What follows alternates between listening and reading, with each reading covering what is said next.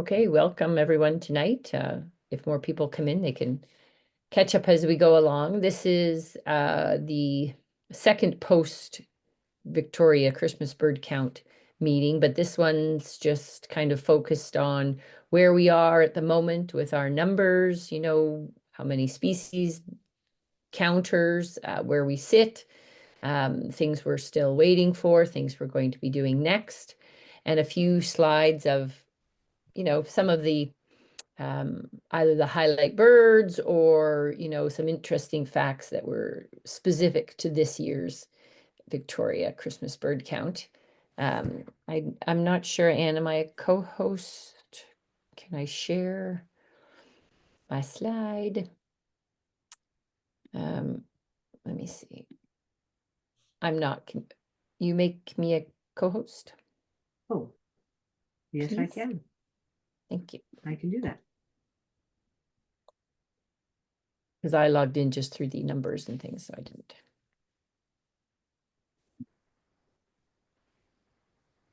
Okay. So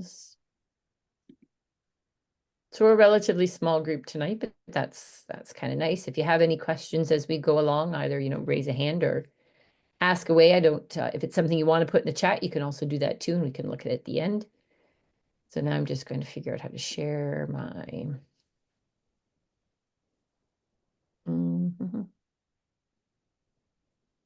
This one. Maybe it's this one. If you're going to run any of the videos in that presentation, make sure that you've got it optimized for video when you do the share. We'll see. There we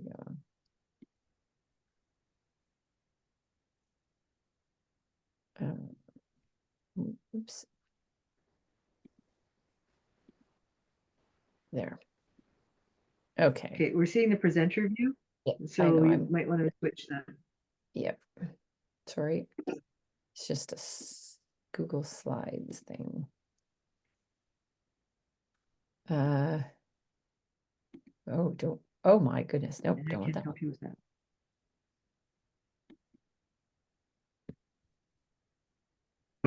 Oh, still my speaker view, isn't it?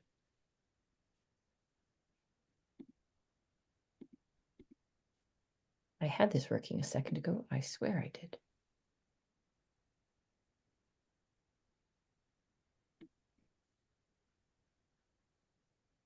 You're still looking at my presenter view, aren't you? We are. Correct.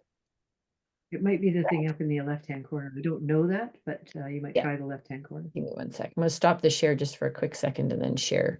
I think I grabbed the wrong thing to share. There we go. There we go. Oops. Better. No, not better. Same. Same. Can you put it into a slideshow?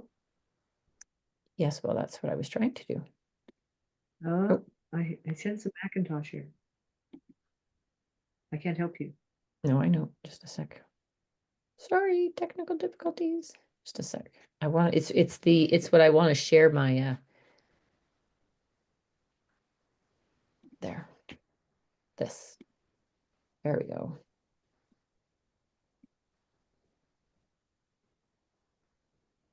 I was having the same kind of troubles when I was trying to get logged in as BC Nature on one computer and myself on the other computer.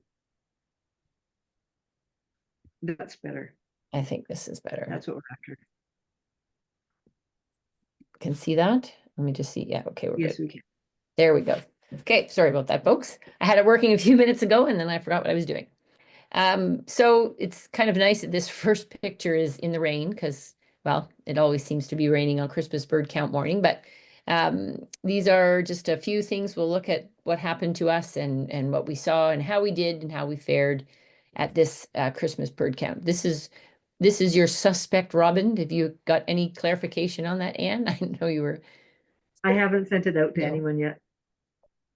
Looks like a robin, but I see the other parts to it that you say look different. So I'd be interested to hear what people have to say. Was this from this year? Yes. This is hilarious. I don't know, Rod, are you online? I don't think he's in here tonight with us. Or yeah, maybe not at all. This was fantastic and totally true with a bunch of crazies.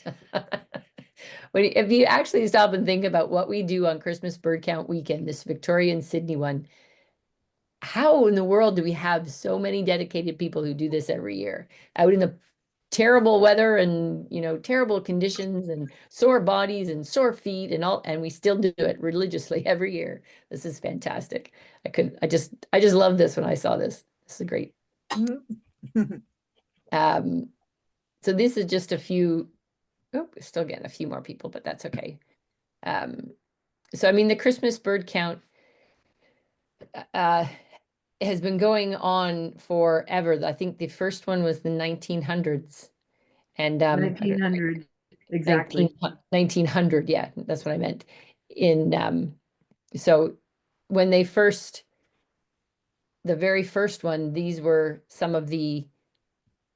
the only counts that were going on. And the only one here there's none in British Columbia.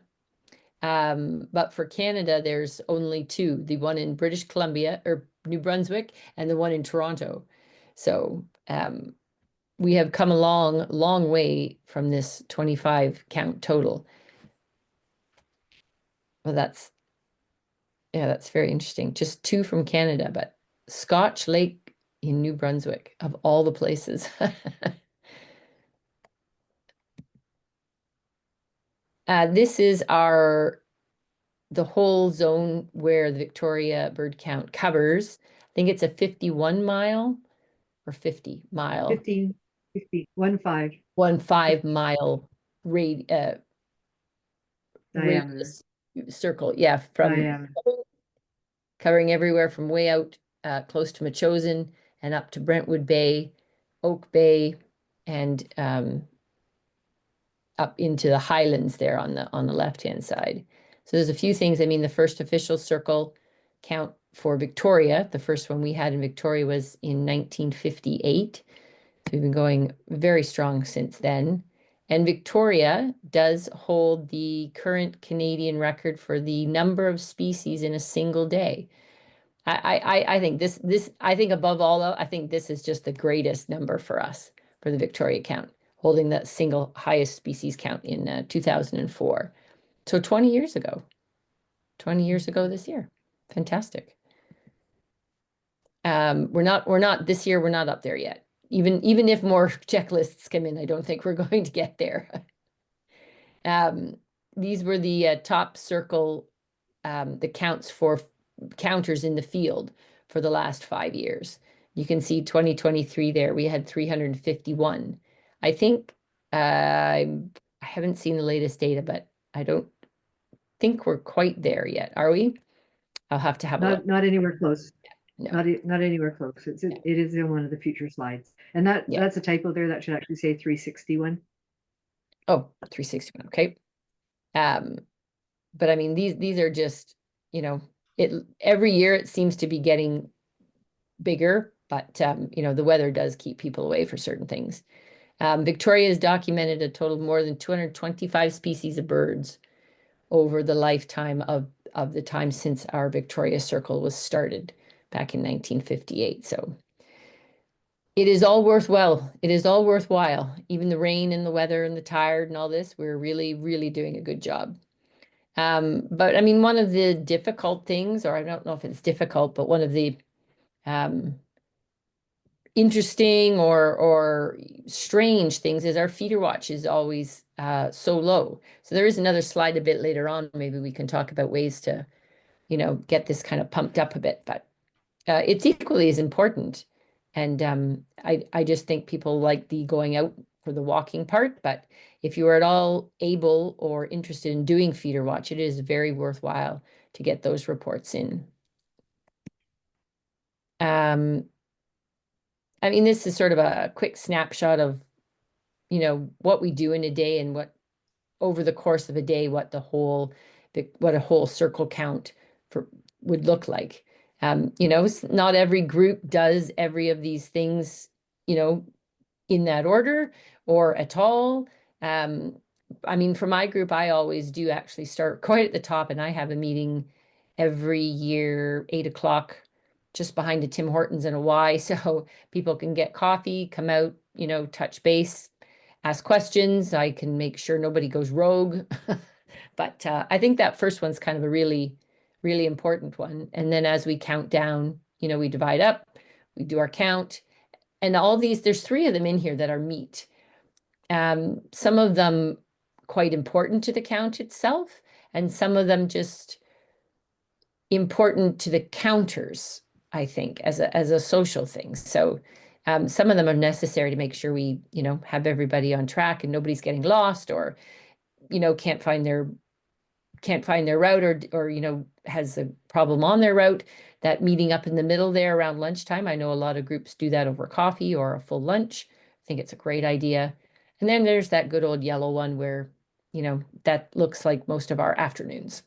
After we've counted in our zone in the morning, then we all kind of figure out where we are missing places, who hasn't covered, who's unable to cover, who wants to go where, and out we go again, and we do it in the afternoon. Try to make it back before dark so that we can have another meeting. This time, Victoria is tending to stick to them online. We tried our little coffee experiment after, and that didn't work so well, but that's okay. These Zoom meetings, these post count meetings, I think are really important for clarity, for questions, for having some fun and celebrating all that we did in that day. So by the numbers, this is kind of what we look like so far as of probably a few hours in the afternoon. I have 135 species and 440 checklists submitted. So these numbers may go up and down over the next couple of days, but this is kind of where we're sitting with the number of birds, 72,000 plus. Last year, just for reference, our total number of birds was over 86,000. So, you know, as we have all noticed as we're going, it seems to be fewer and fewer birds in most areas, not all. Some areas, you know, we are getting quite a lot of the usual suspects, but overall, I think a lot of people were, you know, finding that there's less and less volume as we go. And, you know, that third stat there, this is our third lowest total in 10 years. So we'll see. We'll see when the rest of the numbers come in. But we're doing super well in getting all our reports coming in through eBird as opposed to paper or passenger pigeon or however else they're sending them in. But this eBird, sending them in from the field immediately, accurately, quickly, right through eBird is, as compilers or even zone leaders, this is a huge plus, I think, to the way we're going. And each year we're getting more. So I think this is a really, really good step that one day we might actually be all on eBird. So I think that's something to strive for if your group still has counters, you know, out with the paper and the pencil. Maybe we can work on those. But very unfortunate this year, we didn't have any boats. Nobody was really surprised, I don't think. The wind was something fierce and, you know, better be safe than sorry. But hopefully those of us who had water access or looks out into the bay or the ocean, you know, done our best with what we can count for seabirds from the land. But we always keep our fingers crossed for as many boats as we can get each year, but it's all weather dependent. But so the total count so far is 294 counters out there. So plus that doesn't, there's our results from the CBC for Kids at Beckwith Park on Saturday afternoon. Yep. So there's a few more kids there. I They're think in there. 30. They are in there as part of that night. Oh, they are now? Okay. Yeah. I think there was 29 to 30 or so participants in that. So Yeah, we have to not count people that were counted in other zones in the Right. morning. So people like Yannicka and Dan and Yeah. Liam were in other zones in the morning. So we have to subtract them from the That's right. CBC for Kids total. They don't Yeah. get to count twice. No, they get to count birds twice, but they don't get to count Yeah. themselves twice. Exactly. So Yeah. we'll just be finalizing these numbers up just as the It'll be very rest close of- to these. yeah, yeah, yeah. But it's a good rough shot of so far this is how we did this year. So I did not see this myself, but bless that man on that paddleboard. That is the funniest thing I've seen in quite some time. The Grinch. This is on the in the Gorge Waterway. It- that's great. I would have loved to have seen that. I know a few counters here online actually I think saw him out there that day, but that's great. And I just there was the only record that we broke from previous years was our yellow rump warbler count. So that's good news for the yellow rump warblers, I guess. 171 and 25 checklists included yellow So rump that's warbler. a species that we are seeing a lot more of, and Mhm. almost all of them are along the water. So there were a few inland. In the past, the yellow rump warblers used to be like six, and they'd be at Swan Lake. But this year, and in the last few years, we've been seeing more and more of them showing up along the Victoria waterfront. So we went like from six to like 20 something, then 40. Last year was 67, and this year Mhm. was a whopping 171 with only a handful of them without outside of view of the coast. We Wow. do find most of our rare birds also tend to show up along the waterfront. So if you're in a waterfront zone, keep that in mind that you're the ones most likely to turn up a rare bird Yes. Or a Grinch in this case. or a Fantastic. Grinch. I love we maybe that's what we should be doing for Christmas bird count. We should all be going out dressed as Christmas characters. I'm just throwing that out there. Um, Just throwing that out yeah, there for next year, 2025. You never know. you never know. This is a quick recount of the past 9 years and how we did it. But we're over here on the full right-hand side was the count we just did for 2020. This is the 2023 one here on the right-hand side. So our total hours, the total participants was 361 last year and 425 plus hours by those participants, and they counted 143 birds. So once we get the numbers, we'll have we'll put this on, add this on to the end for 2024. So we'll have a running look at how we're doing. But if you scan across there at the number of participants, you know, 361 last year was, quite a big jump from, 5 or 6 years ago. So hopefully we keep getting more and more people. We need more recruits. Hopefully more people get interested. Maybe next year we'll work on advertising and putting the word out there, and we'll see if we can get some new counters in for next year. But the total hours is not the last, but um, lower, almost the lowest over the last 9 or 10 years. So from last year. So we'll see how we do this year, what our total hour count is. Right. So what this means, like we can see that we've had some where we were up over 500. That the fact that it's dropped down to the 400s just means that people are going out in groups more, which may mean a lot more new people, right? So that we're teaming them up with other people. And so I look at that as not necessarily being a bad thing, that we probably have a bunch more people learning how to do the Christmas bird count. So I think we'll see those numbers bounce back up, especially on good weather days. We tend to see lower numbers when the weather isn't as nice. And what's that last row at the bottom? The The total number of birds. total number of birds. Okay. I was going to say with 90,000 in 2020, I was hoping it would be birds. Um, Yeah. I mean, that's quite a big number there. 90,000 in 2020. Wow. So a lot of seabirds that year, Yeah. right? That would have been the year that we had people out on the boats. Yeah. Um, and uh, Yeah, you can and must tell nice those high numbers. Yeah. nice weather. So Yeah. that makes a difference too. Yeah. Absolutely. So I mean, it's good to look back on these numbers and, we can see how we've grown in certain areas. Maybe we've grown in more than one area. Maybe, as Anne was saying, maybe it's a trend thing. Maybe we're trying to be growing out more in groups, or um, have to find some time to really kind of analyze what that looks like for us as a going forward in the future. This is an actual picture of all our little blue and red checklist dots covering Victoria for this year. So I love this feature on eBird. I updated it this year with all the, so the reds are hotspots set into eBird, and the blue are not hotspots, but just locations. Is that right? Yes, and so this also helps us out in figuring out where we do have some gaps. So Yes. the Yeah. Langford Colwood area, that looks like Triangle Mountain, is not getting adequate coverage, and we see a little bit that's probably downtown. So people are not as interested, but there's some gaps in here that we could try to find people that could go and cover some of those areas. Yeah. So it does show this map. It's great for us as coordinators to be able to see where the gaps are.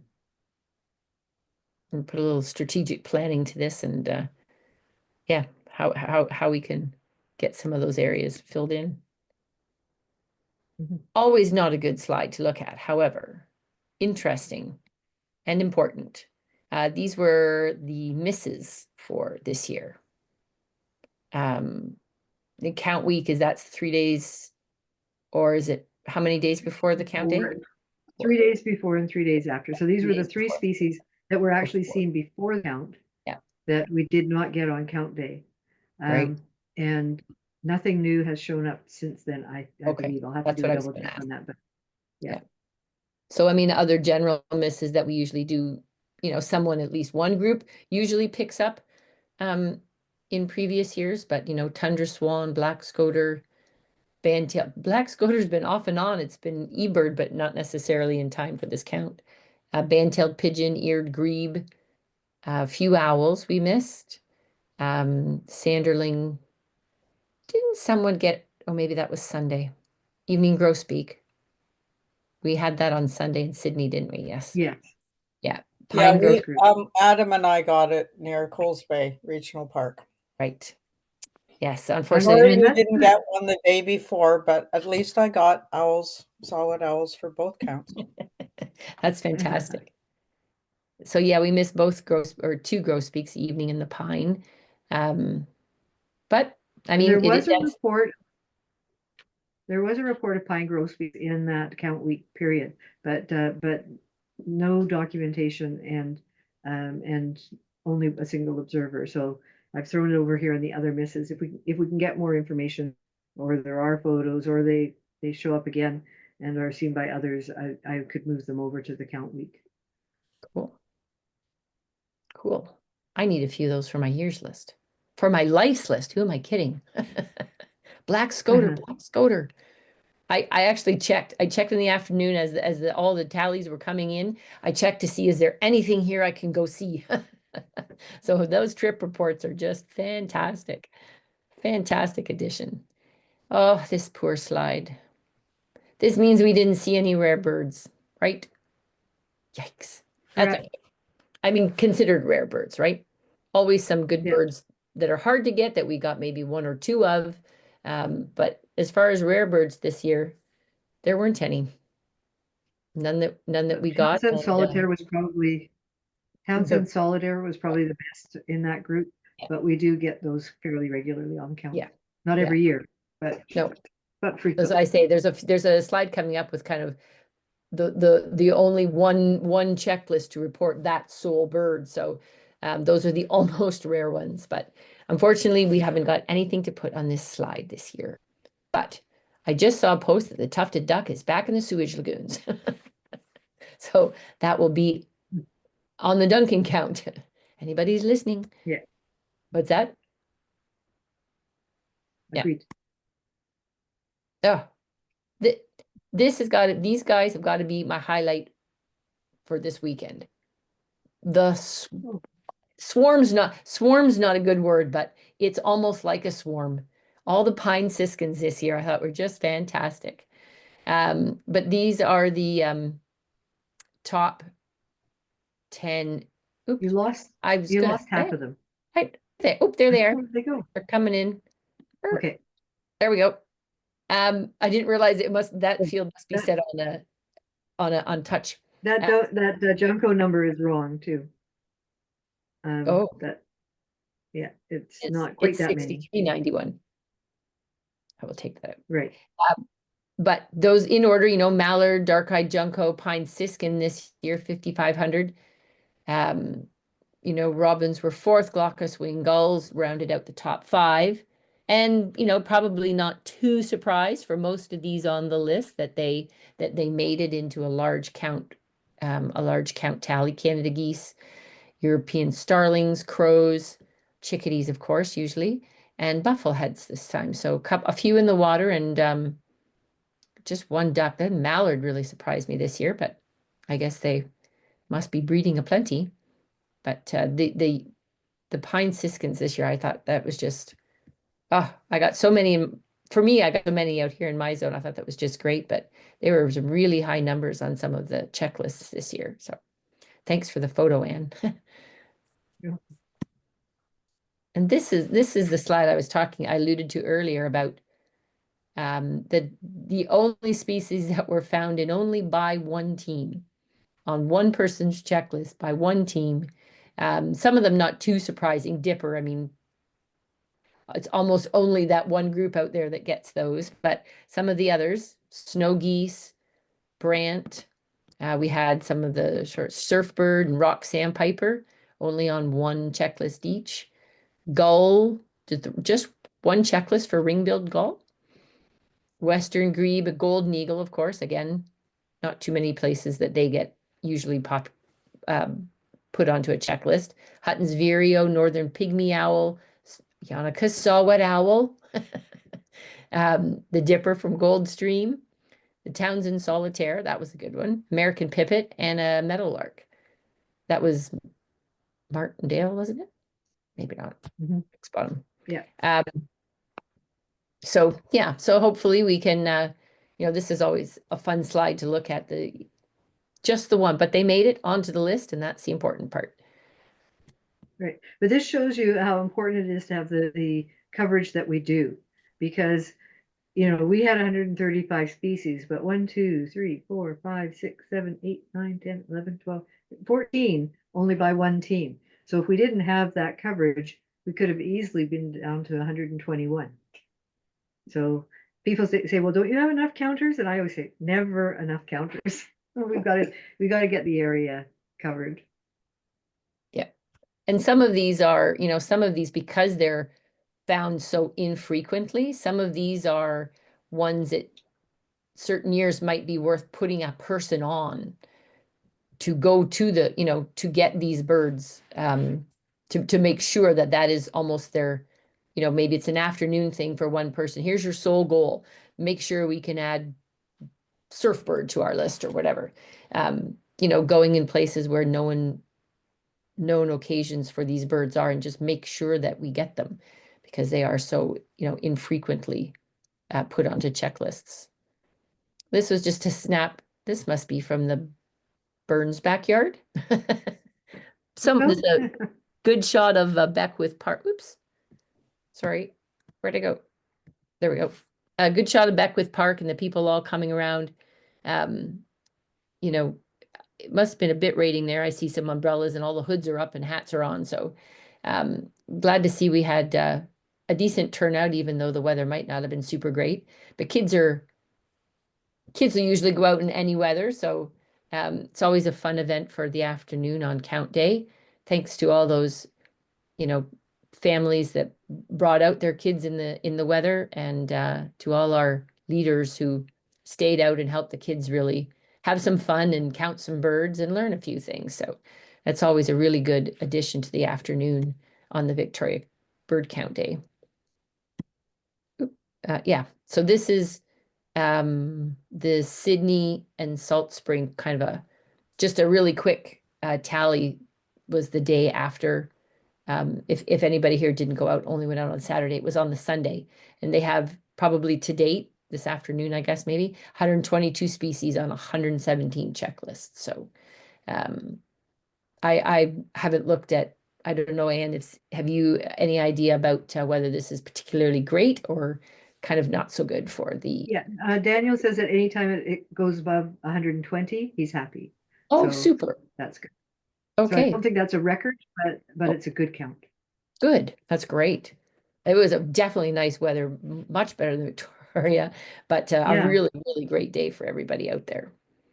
So if anybody has not counted and is interested in counting in that area, next year, let us know, or keep it in your calendar to join that count. It's always a super great day, fun day.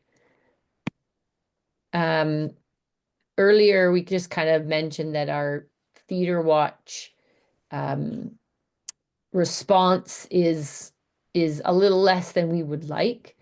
We had 49 people watching feeders today and report on Saturday, reporting in on the birds that they see. Over the last, the decade, this is kind of the similar number to that we seem to get every year, but it would be super great if we could ramp this portion of the Christmas bird count up. I'm not exactly sure what that looks like at this point, but we have some really keen thinkers out there and keen birders. So I'm wondering if anybody has, if you have any ideas how we could support the Feeder Watch program, how we could, maybe it's an advertising it from an advertising it perspective, from a pumping it up perspective, from is it a getting the word out person to person thing? Do we need to make it more of an event? I don't know. We'll just put it out there, let ruminate on it, and if anybody has any suggestions, we'd be well open to hearing them. But it's a bit of an untapped market, and I think we all know every once in a while there's some super rare stuff that just shows up in people's backyard. Well, the more people we can have out counting that, we might be truly surprised at how better our numbers get, and maybe we will get some rarities that way, or the one-off birds that we've been searching for that we just can't find, and they show up in a quiet backyard somewhere. And it's something that different people can do if you're not interested or able getting outside too much, or you're not too keen on the weather, that kind of thing.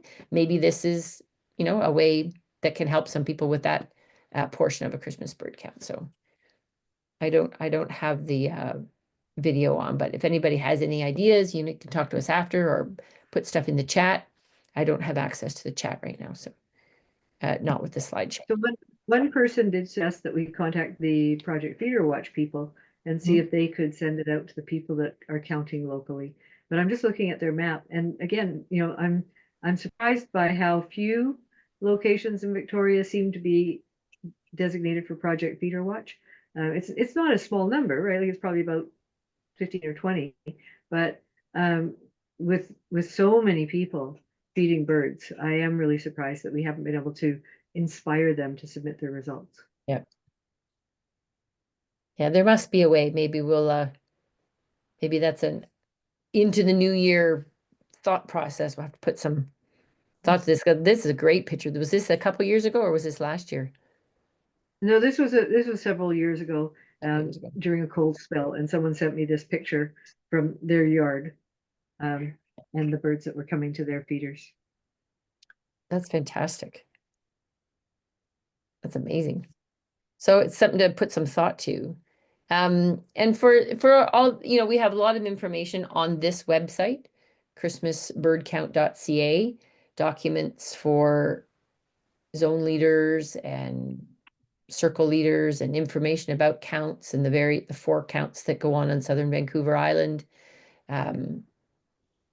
Registering for Feeder Watch, all of that sort of thing. So there is a lot of information on here. If you have questions or want to do some reading, it's christmasbirdcount.ca. Or you can get your friends to sign up and register. Yes. They can do it now. Yep. For next year. Yep. That's great. And this, I haven't tried this, but this is on the Audubon Christmas Bird Count website, where you can go and if you have a favorite bird, this is where you can go. You can put in the species and track Western bluebirds over the course of the Christmas bird counts. Which years, numbers, that kind of thing. Yes, I haven't actually tried this. Anne, have you? Yeah, I have. So it's Mm. quite handy if you think there are movements. So for instance, we get a lot more white-throated sparrows now than we used to, right? Like it used to be a white-throated sparrow on the Christmas bird count would be a rare bird, and you better have a photograph or submit a detailed description of it. But now we expect them. There's a few other species like that. Other birds, the numbers seem to be really dropping. And what this allows you to do is to see if maybe they're not dropping, maybe they're just changing the range, right? So, like this year, one ones that I find most worrisome is the coots. We all know that as you drive by Elk Lake, there's usually a big blob of coots moving around the beach near the highway, so you can see them just as you drive down the road. This year, they did not have a single coot on Elk Lake, not one. And overall for our circle, we only had 43. So that's a very small number. Now, maybe it's not a problem because maybe the coots are all over in Vancouver this year or farther north. Maybe they haven't come down and they'll show up on some other Christmas bird counts. So if you want to see things like Western grebes that we feel like the population is really decreasing, is it decreasing or is it just staying farther north? So you can use this trend viewer to see where we've got some range changes happening. Our turkey vultures that actually stay here now for the winter, that sort of thing.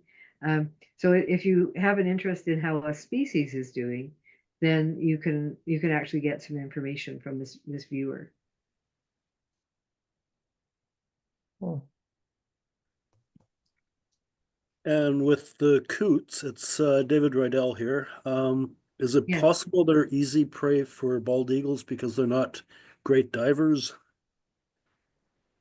Well, the coots and the bald eagles have been here all along, so I don't think it's a Yeah. case of that. We wondered a bit about the weather, all right, because it was a pretty miserable day. But Mike McGrenery, who has Elk Lake in his zone, had gone out through the week, and he says he didn't see a coot there all week, even on Hmm. good weather days.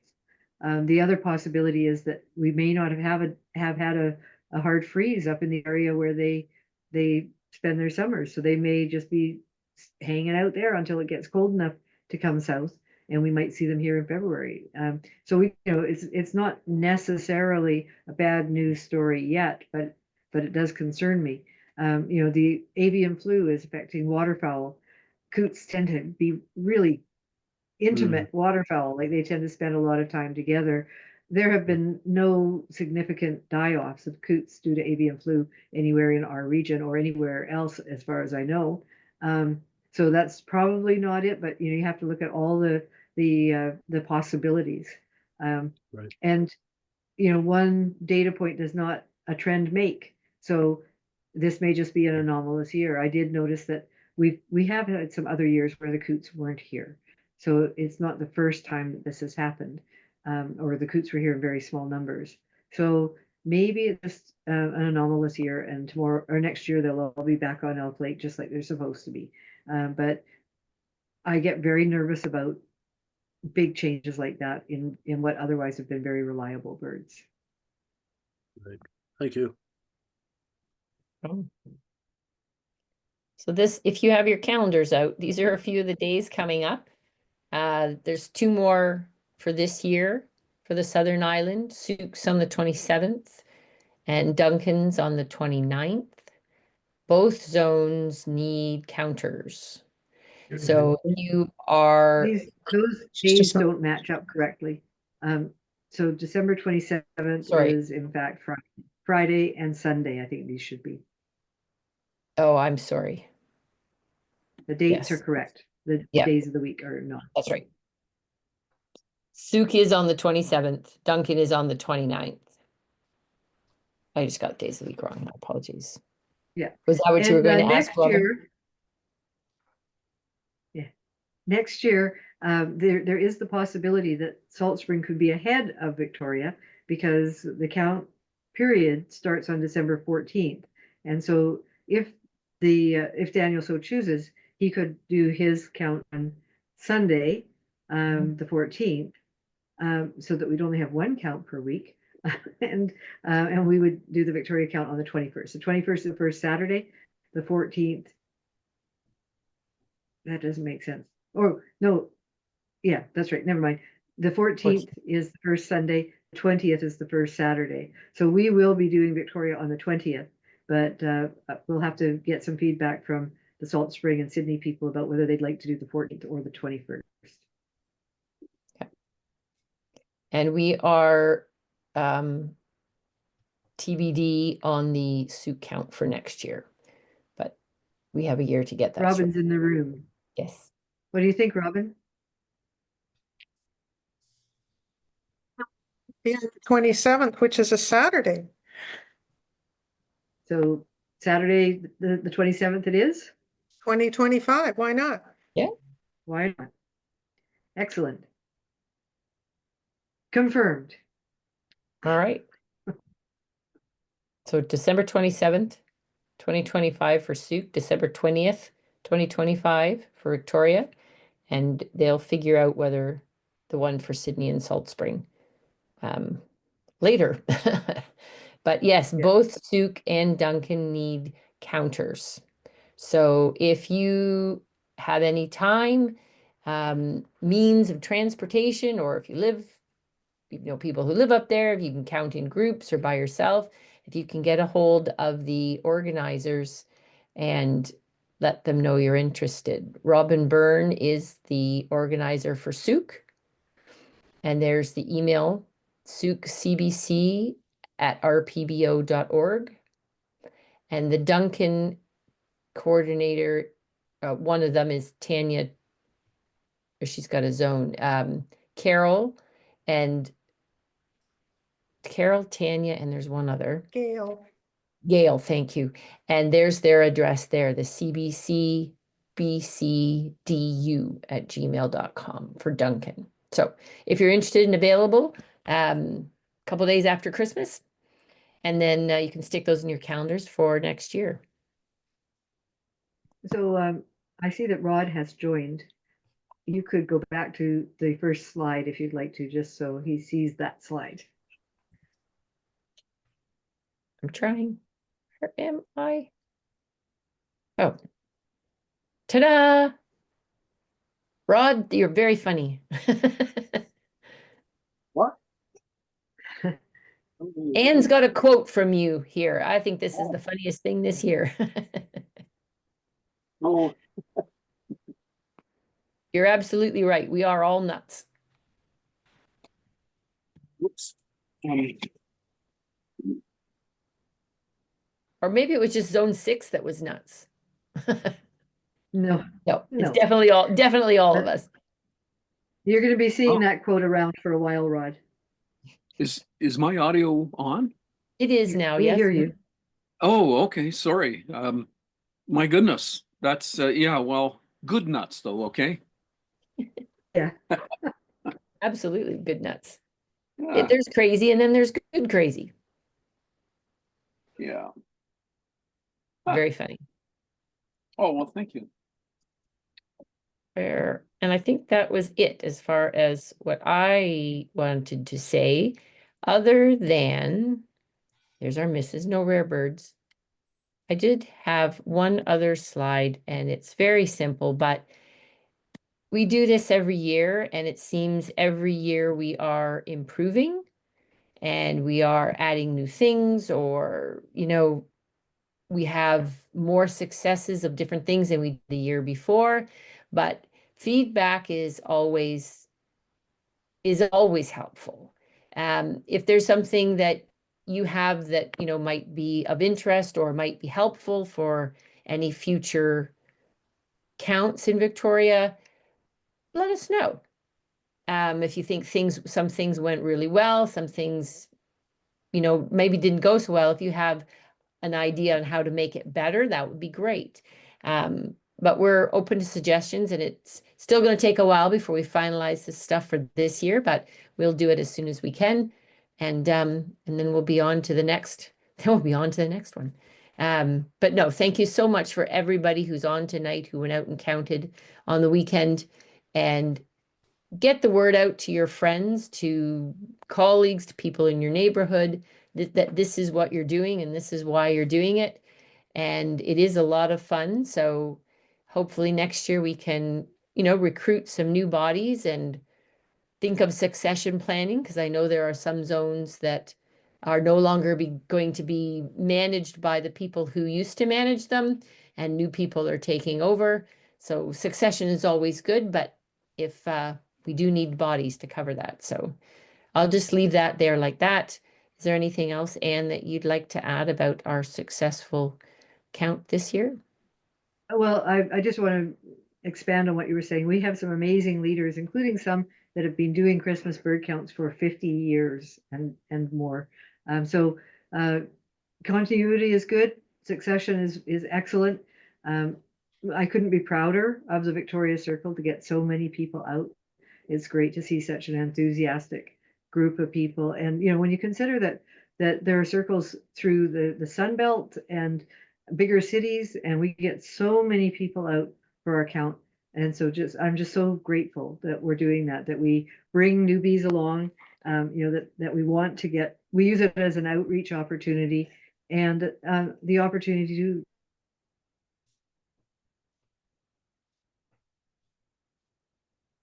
talk just to lost people you, about Anne. cost to make sure that we have birds to count. So Yeah. thank you, everybody. Absolutely. I second that. And we look forward to more counting this year. There's only a few more weeks left. Yeah. Thank you so much. Does anybody have any questions, or I'll just I see if can't see there's them. I'm going anything to in the stop the chat share. here. Yeah, I'm going to Okay. stop the share. So Dave Rydell says, "Don't worry if you work hard and your rewards are few. Remember, the mighty oak was once a nut like you." That was a plaque from my mother that I kept when my sister and I got rid of the stuff from my parents' house after they died. So Right. It um, rings true. yes, indeed. So it was mentioned earlier in 2004, which was my third Victoria Yes. CBC, that we reached 154 species, breaking the Correct. record previously held by Ladner of 152. And my contribution, tied with Victoria on that. So we both had 152. oh, right. Okay. So my contribution that day, I think, was my first and last ruffed grouse in Victoria. Within an hour of sunset, I almost stepped on it and it nearly gave me a heart attack. Rick Schrodingus was far ahead of me. This was on the power lines. So two questions. One, what are the factors that have made it so difficult to repeat that success in terms of species numbers? And two, maybe less importantly, was there something in particular that year that, because we set it as a goal, I Yes. remember, Yeah. were there factors in particular that year that made it seem achievable? And in terms of the first question, we seem to have a lot of really good rarities lately in winter, so it's almost counterintuitive. Yeah. We haven't tied that or even come close. Oh, I don't think we will. I don't think it's likely in our lifetime to see us equal that record again. So yes, there are multiple factors. One is development in Victoria has become huge, and so just like we showed you that list of 14 species that were on single lists, those are the ones that we're most likely to lose in future, right? So like all it takes is that group. You know, we used to get sanderling all the time, right? We don't get sanderling anymore. We used to get black scoter every count. There was only one pair of black scoters, but we got them. Eared grebes were always off Mount Doug, and they're not anymore. And so it's those single zone birds that will blink out and bring our numbers down. We are getting birds range expanding north. So turkey vultures didn't used to be there. Swamp sparrows, white-throated sparrows were rare. And so we are adding some. And I guess it's possible that when we become a more temperate area, like as climate changes, birds that we don't see now, like acorn woodpeckers and scrub jays and such that are moving northward, we will see more of. But there was something special going on in 2004. That was the 60th anniversary of the Victoria Natural History Society. So we set a goal of 160 species. We shared with Ladner the record of 152, as you said. So we thought if we really got people out there looking specifically for these birds that we think are out there in small numbers, and telling like SWAT teams, go out and get it, and don't come to the post until you got it, right? That there were some targeted groups that went out specifically to get these uncommon species. And we got them all but one. The one that we missed that year was a Heermann gull. But we couldn't have gotten to 160, at least not with with the birds that we knew about. 155 would have been our max. It also helped that that was the year that cackling goose got separated off from Canada goose, or we would have had only 153. Right. So it was a concerted effort. We haven't really come close since then. I think our next highest since then has been 147. Which, you know, that's a lot of uncommon birds that we've missed to get up there. Could we get up there again if we did it really targeted? I think a lot of the birds that we were getting at that time just aren't here anymore. We're not likely to get skylark anymore, right? Like we haven't had it on the Christmas bird count for years. And there are others like that are now really not likely to be seen on future Christmas bird counts. So in a nutshell, the effects of development are greater than the effects of climate change bringing species further north or inland seabirds. Yeah, and the seabird certainly is another thing, right? You know, this year was a great year for seabirds in the fall, but it doesn't seem to be nearly as great now, right? So where the food is certainly a factor. So, you know, we could see some more, I think, in the high 140s, but I doubt they'll ever get up to 154 again without some really drastic changes. Thanks for that explanation. The rough grouse was pure luck, and as I say, fortunately, it didn't give me a heart attack, so I was able to report it. Rick grilled me on it. Rick grilled me on it that evening. He says, "This is really important because we're so close to the record." So yeah. So, you know, sooty grouse was one that we got pretty much every year. There were only a few locations that had them, but the people that went up on Little Stewart Mountain, you know, they normally got that and pygmy owl up there, and they're not reporting those annually anymore, which they were. Mount Wells probably still has sooty grouse. I know Jennifer, you and James went up trying to find sooty grouse up there, and I don't think you had any luck with that. You know, there still are a couple up on Skirt Mountain, but there's a lot of development up on Skirt Mountain, so the chances of finding them are greatly reduced. So yeah, things are changing. Jocelyn Hill, I still usually get at least one near the summit. Not the last time. Well, and Daniel Donica is the one that's up there looking up there, and we know he's going to be intent on finding all those birds if he can, and now he hasn't had luck with that in quite a while. I don't know if I've been there in winter, but most of my hikes up there, he did mention that they seem to be increasingly scarce, which surprised me because all except my last time up there, I've usually found at least one. Right. All right, thanks. Anyway, there's where your continuity helps, because I know what went on in 2004 because I was involved at that point too. Yep. Thank you. Thank you. Excuse me, Anne. Yes. Hello? Can you hear me? Hi, Rod. I hear you. Oh, yeah. Okay. Just to illustrate the development thing that you were talking about, we used to get, excuse me, skylark, or meadowlark, I'm sorry, in what is now Royal Bay, in the gravel area there. And yeah, that hasn't happened for a while, and it won't now. Yeah. So, you know, these, like I said, these ones that are not, like, we're not likely to lose chestnut-back chickadee anytime soon, but these ones that are just showing up in one zone, those are the ones. I mean, Western Screech Owl, we kind of know where they are, but we're not getting on the count. They're not cooperating because they're not as abundant, and they probably learned that it's a good idea to stay quiet because of the barred owls.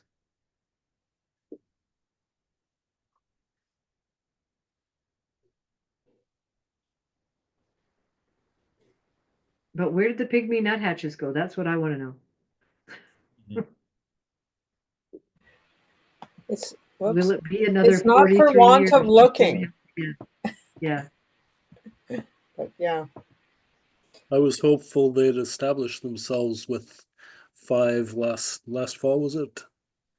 9. There were 9. I was feeling the 9. same way. My goodness. Because we're not too far out of their regular range. No. And they'll probably be here. I think we'll see them again in the next decade. But yeah, I did think they were going to stick around too. And with that number, I thought they might reproduce. But Mm. no sign of them. No. Well, that's all I had for this year's little wrap up session. Thank you everyone for coming, for joining us, and we will over the next little bit be getting out the final numbers and get everything tied up in a bow and sent on to Audubon. We should probably put the trip report number in here just for anybody that wants to have a look at that. Do you have it handy, or do you want me to No, get it? but I'll get it. Oh, I have it somewhat handy. Hang on. I will find it. It's on Yeah, do go over the christmasbirdcount.ca.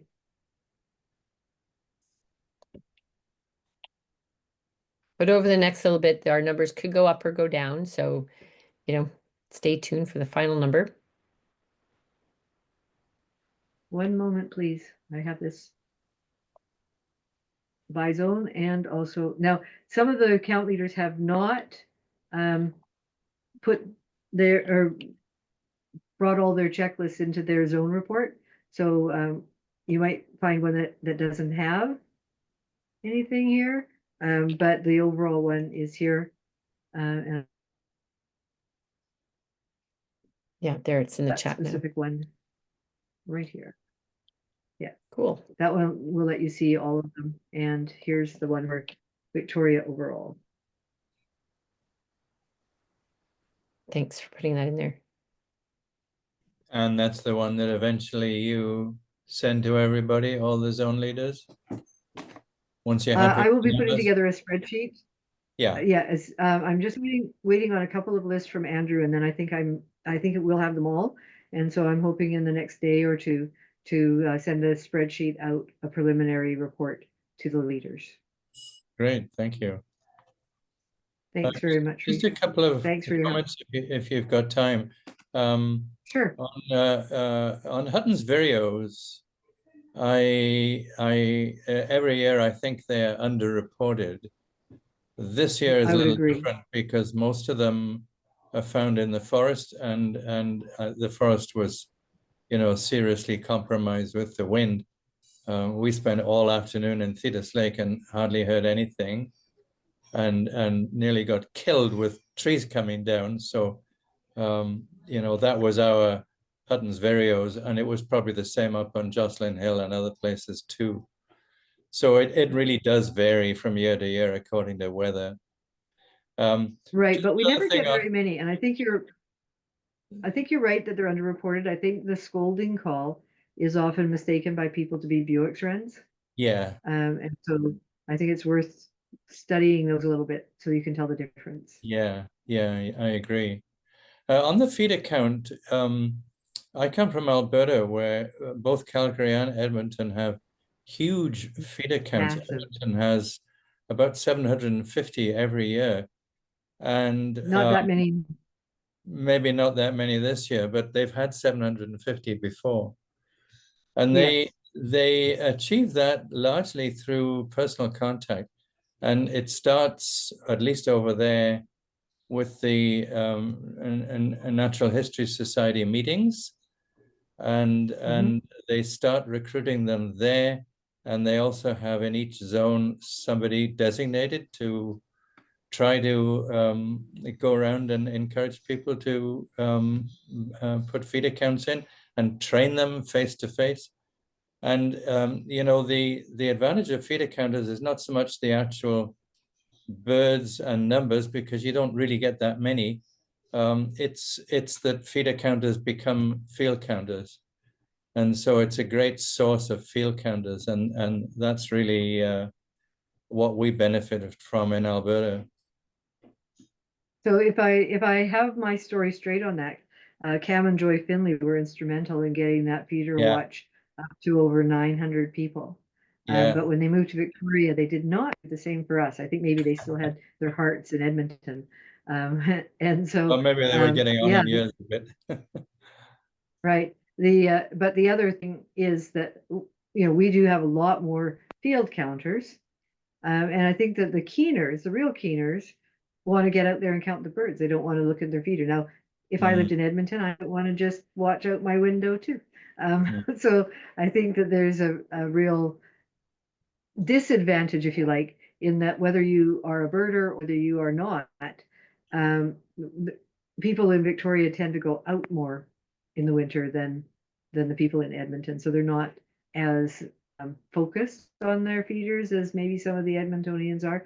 They are also dropping down. I think this last year they only had maybe 350 feeders reporting. You know, they beat us by about 100 people. So we had 405, I think 405, 406 total for field counters and feeder watchers, and they were just about 110 higher than that. But most of theirs were feeder watchers. Right. Yeah, so Audubon Society actually does do a summary that shows you all of the Christmas bird counts with more than 100 counters. And so this is where we keep score of how we're stacking up against the other very active circles. And so you can see that on the Audubon website if you're curious.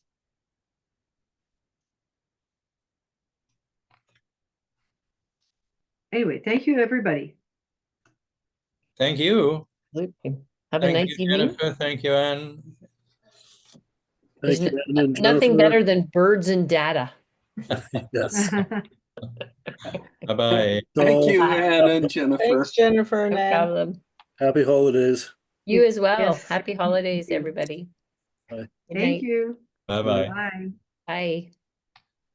Is there anything else in the chat that we missed? I don't think so. No.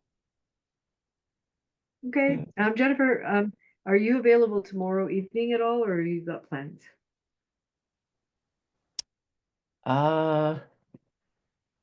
Think about it. What I think is it will be a lot easier if we go through the review of the looking for duplicates together. We could do it as Yeah, a sure. Zoom Yeah. and do it. No, in the Okay. evening. I'm home. I'm home in the evening after dinner. Okay. Yeah. Okay, so let's maybe make a plan for and what time do you go to bed these days? Because you have to get up early. I'm in bed by 10 for sure. Okay. So I want to make it 8 o'clock and we'll put in Yeah. an hour and see how that goes. Absolutely. Okay, great. And now, I'll now send, tomorrow. I'll send you a note. Yeah, Yeah, that's at great. 8. Okay, 8 o'clock. see you then. Done. See you Yeah. then. Thanks so much. Bye. Bye.